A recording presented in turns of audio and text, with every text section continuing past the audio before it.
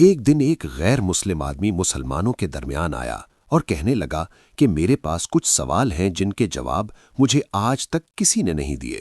اس نے کہا، اگر کوئی میرے سوالوں کا صحیح جواب دے دے تو میں اسلام کو مان جاؤں گا۔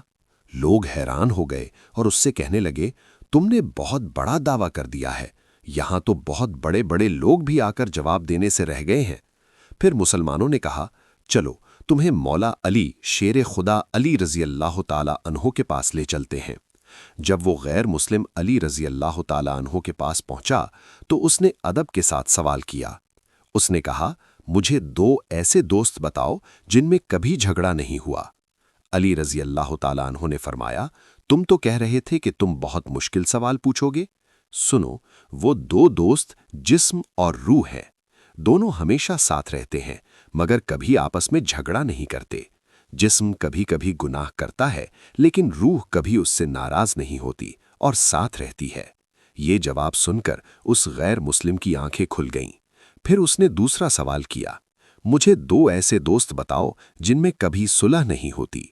علی رضی اللہ تعالیٰ عنہ نے فرمایا، وہ موت اور زندگی ہیں۔ جب موت آ جاتی ہے تو زندگی ختم ہو جاتی ہے، اس لیے ان دونوں میں کبھی صلح نہیں ہو سکتی۔ غیر مسلم حیران ہو گیا اور بولا، کیا میں ایک اور سوال پوچھ سکتا ہوں؟ علی رضی اللہ تعالیٰ عنہ نے فرمایا، تمہارا دعویٰ تو 2 سوالوں کا تھا، لیکن تم 100 سوال بھی پوچھنا چاہو تو پوچھ لو۔ پھر اس نے پوچھا، وہ کون سی عورت ہے جس نے چند لمحوں میں بچے کو جنم دیا؟ علی رضی اللہ تعالیٰ عنہ نے فرمایا، یہ کوئی مشکل سوال نہیں، وہ حضرت مریم علیہ السلام ہے۔ ایک لمحے میں اللہ تعالیٰ نے انہیں حمل دیا اور تھوڑی سی تکلیف کے بعد حضرت عیسیٰ علیہ السلام پیدا ہو گئے۔ پھر اس نے پوچھا، وہ 2 چیزیں کون سی ہیں جو حرکت نہیں کرتی؟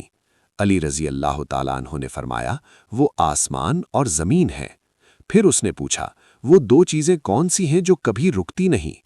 علی رضی اللہ تعالیٰ عنہ نے فرمایا، وہ سورج اور چاند ہیں جو ہمیشہ اپنی راہ پر چلتے رہتے ہیں۔ پھر اس نے پوچھا، وہ کیا چیز ہے جس نے بہت کچھ کھا لیا لیکن ایک گھونٹ پانی بھی نہیں پیا؟ علی رضی اللہ تعالیٰ عنہ نے فرمایا، وہ حضرت موسیٰ علیہ السلام کا عصا ہے۔